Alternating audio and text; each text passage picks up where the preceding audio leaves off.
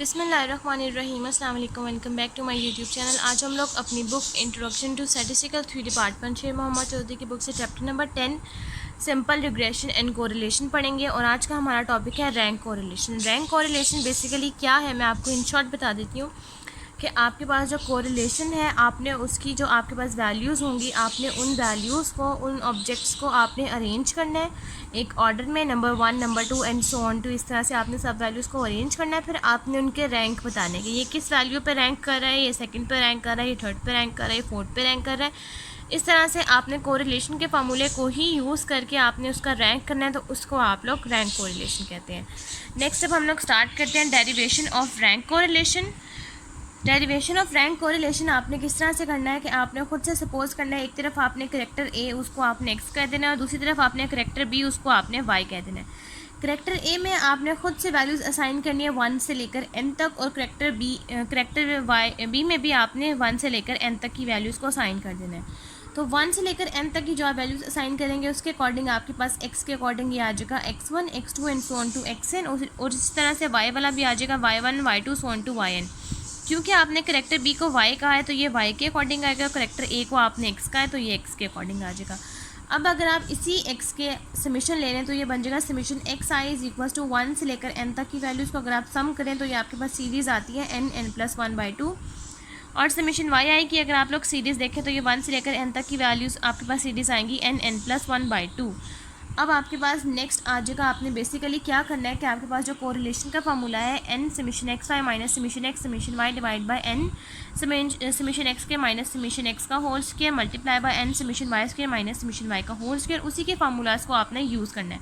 आपके पास जो summation X summation Y summation X square summation Y square और समीशन एक्स वाई की वैल्यू है, आपने वो पुट करनी है। अब आपने सबसे पहले समीशन एक्स और समीशन वाई की वैल्यूज़ फाइंड आउट कर लिया है, जो कि आपके पास आया है n+1/2।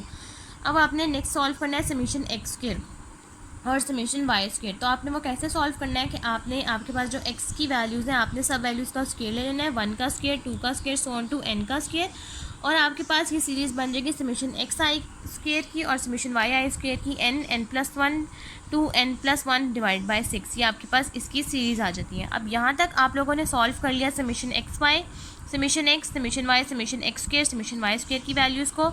अब नेक्स्ट आप लोगों ने सॉल्व करना है summation x Y. Summation x Y आपने कैसे सॉल्व करना है कि आपने यहाँ पर दो वेरिएबल्स का डिफरेंस ले लेना है, यानी कि एक्स का और वाई का डिफरेंस ले लेना है, और उसको आप लोग डिनोट करेंगे स्मॉल डी से। बेसिकली ये आपके पास है कोरिलेशन का फार्मूला, और इसमें से आपने summation X, summation Y, summation X square, summation Y square solve कर लिया। अब आपने सॉल्व करना है समीशन एक्स वाई। वो आपने कैसे सॉल्व करना है कि आपने यहाँ पर जो डी आई लिखा वो है एक्स माइनस वाई, और अगर आप लोग डी आई का स्क्वायर ले लेंगे तो ये बन जाएगा summation D I square is equal to summation x i y i का स्क्वायर, और ये आपके पास फार्मूला बन जाएगा ए माइनस बी स्क्वायर का फार्मूला। और इसके फार्मूले को जब आप ओपन करेंगे तो ये बन जाएगा समीशन एक्स आई स्क्वायर प्लस समीशन वाई आई square minus 2 summation x y. और अब आपने समीशन को पूरी ब्रैकेट पे अप्लाई करना है, तो ये बन जाएगा समीशन एक्स आई स्क्वायर प्लस समीशन वाई आई square minus 2 summation x y. और अब आप इस डेरिवेशन को जब आप पूरा ओवरऑल सॉल्व कर लेंगे तो आपके पास रैंक कोरिलेशन का ये फार्मूला आना चाहिए, और यही हम लोग ड्राइव कर रहे हैं। अब आपने क्या करना है कि आपके पास ये फॉर्म आ गई है। अब आपको चाहिए समीशन एक्स वाई, तो आपने समीशन एक्स वाई के इस तरफ ले जाना है और समीशन डी वाई को इस तरफ ले लेना है। ये आ जाएगा 2 summation x Y is equal to summation x I square plus summation Y I square minus summation D I square. और अब आपने क्या करना है कि समीशन एक्स आई स्क्वायर की जगह पर इसकी वैल्यू पुट करनी है जो हमने पीछे से सॉल्व किया, और समीशन वाई आई स्क्वायर की वैल्यू पुट करनी है, वो आ जाएगा n+1 multiply by 2n+1 divide by 6। यहाँ पर आ जाएगा n+1 2n+1 divide by 6 minus summation D I square. और अब आपने क्या करना है कि ये वाली टर्म और ये वाली टर्म सेम है, तो ये आपके पास बन जाएगा 2n+1 2n+1 divide by 6 minus summation D I square. ये 2 यहाँ समीशन एक्स वाई के साथ मल्टीप्लाई हो रहा है, दूसरी तरफ आएगा तो ये यहाँ पर डिवाइड हो जाएगा, ये 2 इस 2 से कैंसिल आउट हो जाएगा, और पीछे आप लोगों के पास बन जाएगा n+1 2n+1 डिवाइड बाय 6, और यहाँ पर भी इसके नीचे भी 2 आ जाएगा, ये आ जाएगा माइनस समीशन di²/2 और ये आपके पास आ जाएगा समीशन xy का आंसर। और इस पूरे टर्म को आप कह देंगे इक्वेशन नंबर 1। अब आपने अपने आर के फार्मूले को देखना है कि आपने समीशन एक्स वाई की वैल्यू को भी सॉल्व कर लिया। अब आपने वैल्यूज़ को पुट करना है, तो आपके पास जो सबसे पहले न्यूमिनेटर है यानी कि फर्स्ट वाली टर्म आपने ये फॉर्म कंसीडर करनी है, इसमें सारी वैल्यूज़ पुट करनी है। उसके बाद आपने डिनोमिनेटर की वैल्यूज़ लेनी है और इसमें सारी वैल्यूज़ पुट करनी है। सबसे पहले आप लोग कंसीडर कर लेंगे आर के फार्मूले की न्यूमिनेटर की वैल्यू जो कि है N summation x Y minus summation X summation Y. अब इस समीशन एक्स वाई की जगह पर आपने ये जो वैल्यू सॉल्व कर लिया, आपने ये पुट करनी है जो कि है n+1 2n+1/6 minus summation di²। और समीशन एक्स की जगह पर हम लोगों ने सीरीज़ फाइंड आउट किया है n+1/2 और समीशन वाई की जगह पर जो आपने सॉल्व किया वो सीरीज़ आपने लिखनी है। अब नेक्स्ट आपने क्या करना है कि इस n, ये ब्रैकेट के बाहर है, इस n को आपने इस टर्म के साथ मल्टीप्लाई करवाना है, इस समीशन di के टर्म के साथ, इसके साथ और इसके साथ मल्टीप्लाई करवाना है। ये बन जाएगा इस n के साथ मल्टीप्लाई होके n² n+1 2n+1/6 और ये आ जाएगा n समीशन di²/2 और ये बन जाएगा माइनस समीशन n² और ये वाला टर्म और ये वाले टर्म सेम है तो ये बन जाएगा n² n+1/2। अब नेक्स्ट ये आप लोगों के पास बन जाएगा n² n+1 2n+1/6, ये बन जाएगा माइनस n² n+1/4। 2 और 2 मल्टीप्लाई होकर 4 हो जाएंगे। अब आपने समीशन di² वाले टर्म को एक तरफ कर लेना है और n वाली टर्म्स को एक तरफ कर लेना है। और ये जो n समीशन di²/2 है, इस टर्म को आपने नहीं छोड़ना है, इसको आपने एज इट इज़ रहने देना है। अब यहाँ पर आपने क्या करना है, आपने एलसीएम लेना है। 4 और 6 का जब आप एलसीएम ले लेंगे तो ये 2 3 ज़ार 6 2 2 ज़ार 4 और ये 2 1 ज़ार 2 और 3 1 ज़ार 3, तो ये 2 और ये 2 और ये 3 आपने साइड पे लिखना है। 2 2 ज़ार 4 4 3 ज़ार 12, तो एलसीएम में आ जाएगा 12। अब 6 के टेबल में आपने देखना है कि 12 कहाँ पर आता है। 6 के टेबल में 12 आता है 2 पे और 4 के टेबल में 12 आता है 3 पे, तो इस पूरी टर्म को आपने 2 से मल्टीप्लाई करवाना है और इस पूरी टर्म को आपने 3 से मल्टीप्लाई करवाना है। तो ये आ जाएगा 2n² n+1 2n+1 minus 3n² n+1/2 और ये n minus n summation di²/2 as it is रहेगा।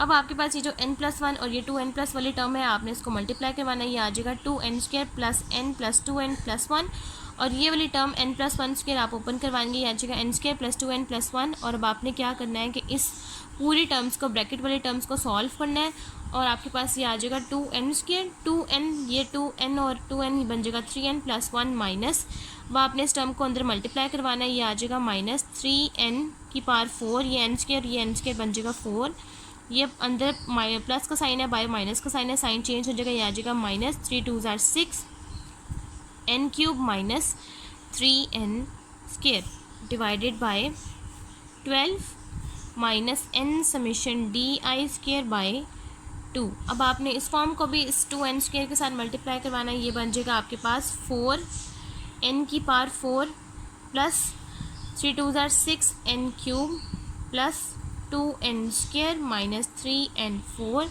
Minus 6n³ minus 3n² divided by 12 minus n summation di²/2। अब आपने देखना है कि आपके पास कौन कौन सी टर्म्स हैं वो आपके पास सॉल्व हो रही हैं। सबसे पहले 4n4 और ये 3n4 आपस में मल्टीप्लाई हो जाएंगे। 4 - 3 आपके पास आ जाएगा n4 और ये नेक्स्ट ये वाला और ये टर्म्स आपके पास प्लस माइनस की हैं लेकिन ये सेम है, ये आप लोगों के पास कैंसिल हो जाएगी और यहाँ आ जाएगा n² minus n summation di²/2। यहाँ तक आपके पास फर्स्ट न्यूमिनेटर वाली टर्म सॉल्व हो गया। अब आपने यहाँ से क्या करना है कि अगर आप चाहें तो यहाँ से n² कॉमन ले लें, तो ये आपके पास बन जाएगा n² - 1 divided by 12 minus n summation di² divided by 2। इस न्यूमिनेटर वाली टर्म को आप लोग कह देंगे इक्वेशन नंबर 2, क्योंकि आप लोग इक्वेशन नंबर 1 सॉल्व कर चुके हैं तो आप इसको कह देंगे इक्वेशन नंबर 2। अब नेक्स्ट आप लोगों ने कंसीडर करना है डिनोमिनेटर को। Consider the numerator of R. अब आपके पास जो डिनोमिनेटर ऑफ आर यानी कि आर के फार्मूले में डिनोमिनेटर वाली टर्म है वो है n summation x² minus summation x का होल स्क्वायर और दूसरी वाली जो टर्म है वो है n summation y² minus summation y का होल स्क्वायर। ये वाली जो दो टर्म्स हैं आपने इसको सॉल्व करना है। अब इसको आपने जब फर्स्ट के लिए सॉल्व करना है, दोनों के लिए आपके पास सेम ही आंसर आएगा, तो आपने इसको जब सॉल्व करना है तो आपके पास इसका आंसर आ जाएगा n लिखेंगे समीशन x² की आपके पास फार्मूला था n+1 2n+1/6 minus summation X के की जगह पर आ जाएगा n+1/2। इसका आपके पास आ जाएगा स्क्वायर। इसको अब आपने सॉल्व करना है। फॉर एग्जांपल अगर आपने फर्स्ट वाली ये चीज़ एक्स के लिए लिया है तो जो आंसर आपके पास फर्स्ट टर्म के लिए आएगा वही आपने सेकंड टर्म में भी पुट कर देना है। तो अब आप इसको सॉल्व करेंगे। इसको सॉल्व इस तरह से करेंगे, ये आप लोगों के पास आ जाएगा n+1 2n+1 डिवाइडेड बाई 6 और यहाँ पर से इसका स्क्वायर ओपन करेंगे, ये आ जाएगा n² n+1² डिवाइडेड बाई 4। अब ये वाला जो n है सिर्फ इस टर्म के साथ है, इस टर्म के साथ नहीं है, तो इसका मतलब है कि ये वाला n भी सिर्फ इसी के साथ मल्टीप्लाई होगा। ये n इस n के साथ मल्टीप्लाई आ जाएगा n² n+1 2n+1 divided by 6 minus n² n+1² divided by 4। अब आपने इस कैल्शियम ले लेना है। अगेन इसी तरह से आपने जब इस कैल्शियम ले लेना है, ये आ जाएगा 12। इसको मल्टीप्लाई करवा देंगे 2 के साथ, इसको मल्टीप्लाई करवा देंगे 3 के साथ, ये आपके पास बन जाएगा 2n²। इसको जब आप लोग ओपन करेंगे ये आपके पास आ जाएगा 2n+2n+1 माइनस इसको जब आप मल्टीप्लाई करवा देंगे आ जाएगा 3n² n² +2n+1। अब नेक्स्ट एज इट इज़ उसी तरह से कि आपने इस 2n² को अंदर वाली टर्म के साथ सॉल्व करना है और 3n² को उसी टर्म के साथ सॉल्व करना है। तो जो आपके पास इस फर्स्ट टर्म के लिए आंसर आया था, आपके पास आंसर आएगा n4 - n²/12। अब नेक्स्ट आपने क्या करना है कि जब आपने इसको सॉल्व करना है तो वही वाला आपके पास आंसर आ जाएगा n4 - n²/12। इसमें से आपने n² कॉमन ले लेना, तो ये आ जाएगा n² - 1/12। इसको आप ये देंगे इक्वेशन नंबर 3। अब आपके पास जो r का फार्मूला है यही वाला, जिसमें आपने न्यूमिनेटर और डिनोमिनेटर वाली वैल्यूज़ को सॉल्व कर लिया। अब न्यूमिनेटर वाली जगह पर आपने जो वैल्यू सॉल्व किया इक्वेशन नंबर 2 आप लोग वो पुट करेंगे और डिनोमिनेटर में आप लोगों ने इक्वेशन नंबर 3 की जो वैल्यू सॉल्व की है ये दोनों के लिए सेम ही रहे, तो आपने 2 टाइम्स यहाँ 2 टाइम्स यहाँ लिखनी है। अब आपने क्या करना है कि अब आपने इसको सॉल्व करना है। इसको सॉल्व आपने किस तरह से करना है कि अब आप इसका स्क्वायर ले लेंगे, ये आ जाएगा r इज इक्वल से दोनों टर्म सेम है तो इसका स्क्वायर आ जाएगा और वो स्क्वायर इस अंडर रूट से कैंसिल आउट हो जाएगा।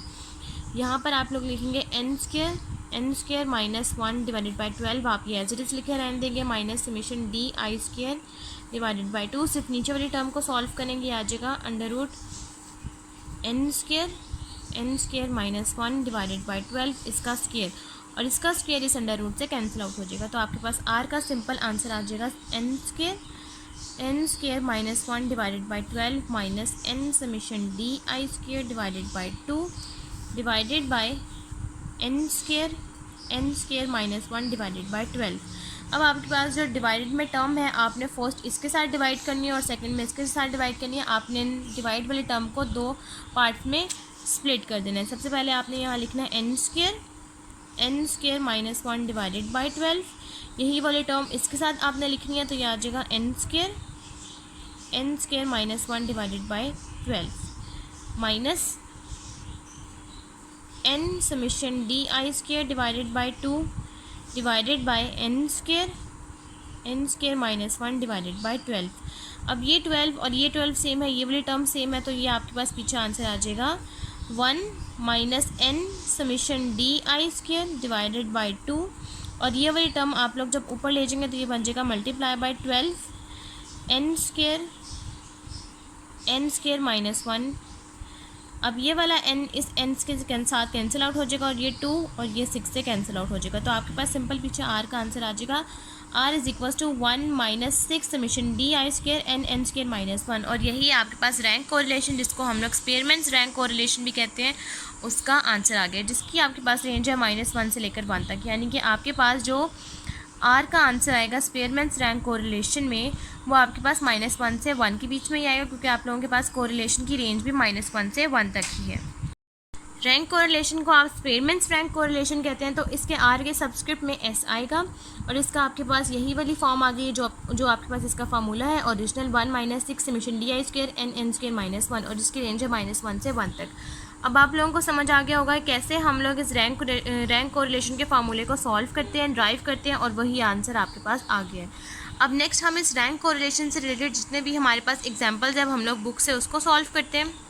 अब नेक्स्ट आप लोगों ने सॉल्व करनी है रैंक कोरिलेशन के अकॉर्डिंग एग्जांपल नंबर 10 जो कि है पेज नंबर 415 के ऊपर, जिसके आपके पास स्टेटमेंट है find the coefficient of rank correlation. जब आपके पास यहाँ कोफिशिएंट ऑफ रैंक कोरिलेशन की बात आ गई तो आपने ये रैंक कोरिलेशन का यही वाला फार्मूला जो कि मैंने आपको बताया है आपने वही यूज़ करना है। From the following ranking of 10 students in statistics and mathematics. आपके पास यहाँ पर 10 स्टूडेंट्स हैं, यानी कि आपके पास n होगा टोटल 10। आपके पास यहाँ स्टैटिस्टिक्स के स्टूडेंट्स के मार्क्स हैं यहाँ पर स्टैटिस्टिक्स के स्टूडेंट्स हैं 1 से लेकर 10 तक, और मैथमेटिक्स के स्टूडेंट्स हैं 2 से लेकर 9 तक। आपने यहाँ पर x और y की दोनों की वैल्यूज़ लिख लेनी है। उसके बाद आपने रैंक कोरिलेशन के फार्मूले के अकॉर्डिंग इसको सॉल्व कर लेना है। अब हम लोग एग्जाम्पल नंबर 10.10 को स्टार्ट करते हैं, उस पूरी एग्जाम्पल को सॉल्व कर लेते हैं। एग्जाम्पल नंबर 10.10 के अकॉर्डिंग आपके पास रैंक कोरिलेशन का फार्मूला है 1 - 6 summation DI square n square -1। अब इस फार्मूले के अकॉर्डिंग आपको यहाँ से चाहिए D, ताकि आप लोग उसका D का स्क्वायर कर सकें। तो D आप लोगों के पास किस तरह से आता है कि आपने x की वैल्यू को y में से माइनस कर देना है, तो वो आपके पास D आ जाता है। DI = x - y, और इसी की आप लोग आंसर्स को स्क्वायर कर लेंगे तो ये आपके पास DI स्क्वायर बन जाएगा। आप लोग इसको D भी लिख सकते हैं सिंपल। अब आपने सबसे पहले x की हर वैल्यू को माइनस करते जाना है, तो ये 1 - 2 हो जाएगा, ये आपके पास -1, और इसी का आप स्क्वायर करते जाएंगे तो ये आ जाएगा 1। इसी तरह से आपने इस पूरे कॉलम को सॉल्व कर लेना है, इस वैल्यू में पुट कर देना है, आपके पास समेशन DI स्क्वायर का आंसर आ जाएगा, और n है आपके पास 10।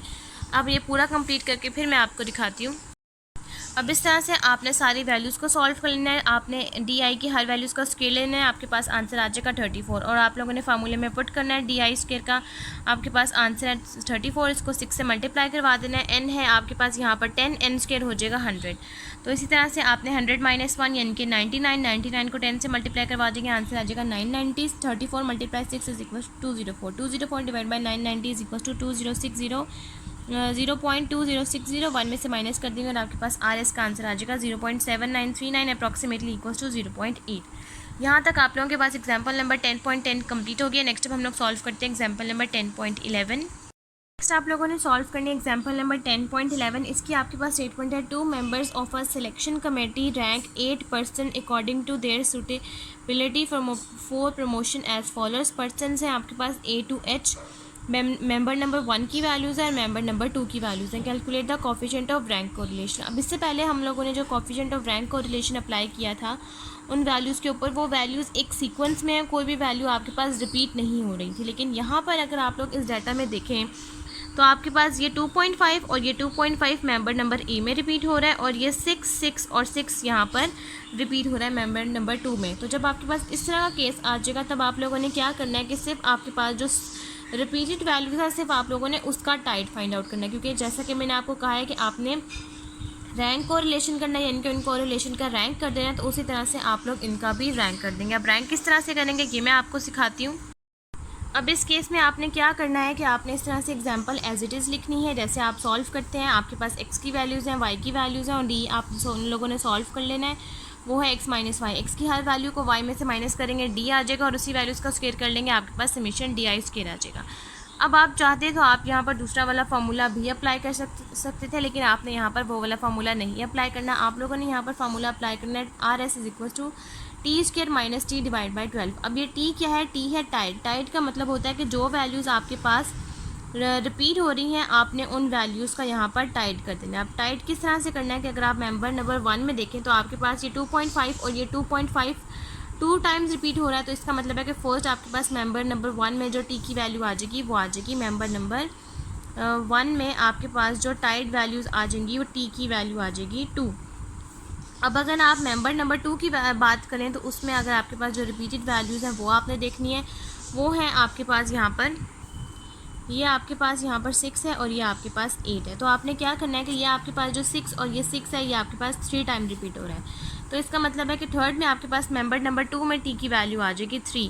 अब जब आप इस फार्मूले के अकॉर्डिंग इसको सॉल्व करेंगे तो आप लोग कैसे सॉल्व करेंगे, सबसे पहले आप लोग लिखेंगे RS = आपके पास यहाँ पर आ जाएगा इस फर्स्ट के लिए ये आ जाएगा 2³ - 2 divided by 12 plus 3³ - 3 divided by 12। अब आप इसको सॉल्व कर लेंगे। अब नेक्स्ट आपने क्या करना है कि जब आप आपके पास यहाँ टाइड रैंक आ जाएंगे, ये आपके पास टाइड रैंक है, ठीक है, RS नहीं लिखना, आपने इसको टाइड रैंक लिखना है। तो ये आपके पास आ जाएगा 8 - 2 डिवाइडेड बाई 12 प्लस 3³ आप लोगों के पास आ जाएगा 27 - 3 डिवाइडेड बाई 12। अब आपने इसको सॉल्व करना है, आपके पास टाइड रैंक का आंसर आ जाएगा। उसके बाद आपने क्या करना है कि आपके पास जो स्पेयरमैन्स रैंक कोरिलेशन का फार्मूला है, आपने उसमें ये अपने समीशन डी आई स्क्वायर की वैल्यू और टाइड रैंक की वैल्यू उसको दोनों को ऐड करना है और बाकी स्पेयरमैन्स का जैसे फार्मूला आप लोगों ने वैसे ही अप्लाई करना है। टाइड रैंक का आपके पास आंसर आ गया 2.5। अब नेक्स्ट आपने क्या करना है कि आपने स्पेयरमैन्स रैंक कोरिलेशन का फार्मूला लिखना है जो कि है 1 - 6 summation D I square divided by N square plus 1। अब आपने क्या करना है कि आपने इस डी आई स्क्वायर का जो आपके पास आंसर है 8.5 और उस 2.5 को आपने कंबाइन करके ऐड करना है, ये आ जाएगा 1 - 6। सबसे पहले आपने 8.5 को ऐड करना है जो समीशन डी आई स्क्वायर का आंसर है, फिर इस टाइड रैंक के आपने इस आंसर को ऐड करना है जो कि है 2.5 और आपने इसको डिवाइड कर देना है एन जो कि है आप लोगों के पास यहाँ 8 और ये आ जाएगा 8 का स्क्वायर जो कि हो जाएगा 64 - 1, ये माइनस है, ठीक है, 64 - 1। अब आपने इसको सॉल्व करना है, आपके पास स्पेयरमैन्स रैंक कोरिलेशन का आंसर आ जाएगा। अब नेक्स्ट आपने इसको इस तरह से सॉल्व करना है और आपके पास इसका आंसर आ जाएगा 0.89690। यहाँ तक आपके पास एग्जाम्पल नंबर 10.11 भी कंप्लीट हो गई है। अब नेक्स्ट हम लोगों ने नेक्स्ट टॉपिक स्टार्ट करना है जो कि इस चैप्टर का लास्ट टॉपिक है जो कि है कोफिशिएंट ऑफ कॉन्कॉर्डेंस। इसमें आप लोगों के पास इसका फार्मूला है कि आप इसको W से रिप्रेजेंट करते हैं। इसका आपके पास फार्मूला है S/n + m square n square - 1/12 और अगर आप इसको कंबाइन करके लिखेंगे तो हम ये वाला फार्मूला यूज़ करते हैं जो कि है 12s divided by m square n³ - n। ये वाला टॉपिक इतना इंपॉर्टेंट नहीं है लेकिन फिर भी ये सिलेबस में है तो मैं आपको करवा रही हूँ। इसका अगर आप लोग मीन फाइंड आउट करेंगे तो वो आता है mn + 1/2 और वेरिएंस का फार्मूला है m स्क्वायर n स्क्वायर - 1/12। और अगर आप में इसमें जो यहाँ पर s है अगर आप इसको सॉल्व करना चाहते हैं तो s का आपके पास फार्मूला है x - μ स्क्वायर बाय x - μ का स्क्वायर। x की वैल्यूज़ आएंगी जो भी आप लोग सॉल्व करेंगे कॉलम वाइज वैल्यूज़ को, वो म्यू आपके पास आ जाएगा, जो भी आपके पास मीन का आंसर आएगा उसको आप हर वैल्यू को मीन में से माइनस करते जाएंगे, उसका स्क्वायर लेते जाएंगे, सारी वैल्यूज़ को ऐड करेंगे, आपके पास एस आ जाएगा। अब नेक्स्ट हम लोग इस टॉपिक से रिलेटेड एग्जांपल नंबर 10.12 को स्टार्ट करते हैं। अब नेक्स्ट आप लोगों ने लास्ट एग्जांपल सॉल्व करनी है जो कि एग्जांपल नंबर 10.12। इसके आपके पास स्टेटमेंट है the following data give ranking of 6 person for their ability by 3 जजेस।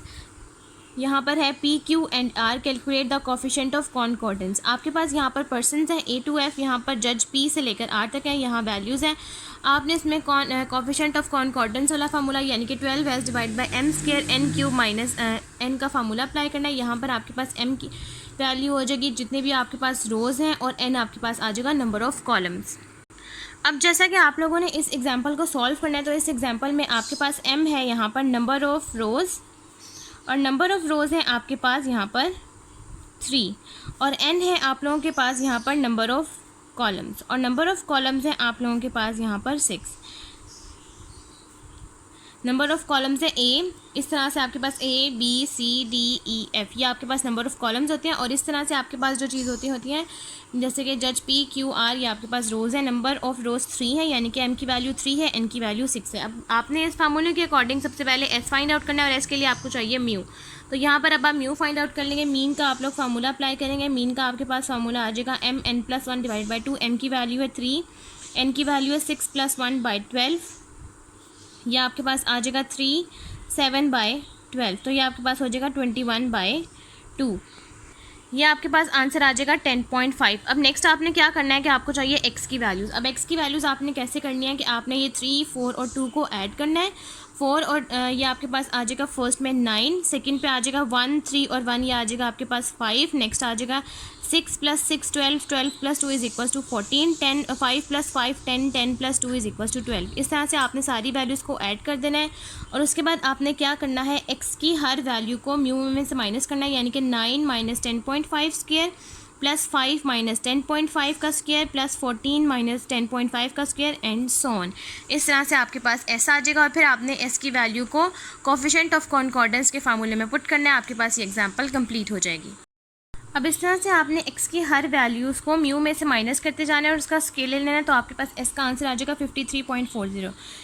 कोफिशिएंट ऑफ कॉन्कॉर्डेंस का formula 12s divide by m square n³ - n, m है आपके पास 3 और n है आपके पास 6। अब आप इस फार्मूले में पुट करेंगे, 12 से मल्टीप्लाई करेंगे, आंसर आ जाएगा 642, 6³ - 6 आपके पास आ जाएगा 210, 3 स्क्वायर आ जाएगा 9, 210 × 9 = 1890, 642 डिवाइड बाई 1890 = 0.339, अप्रॉक्सीमेटली = 0.43। यहाँ तक आप लोगों के पास एग्जाम्पल नंबर 10.12 कंप्लीट हो गई है।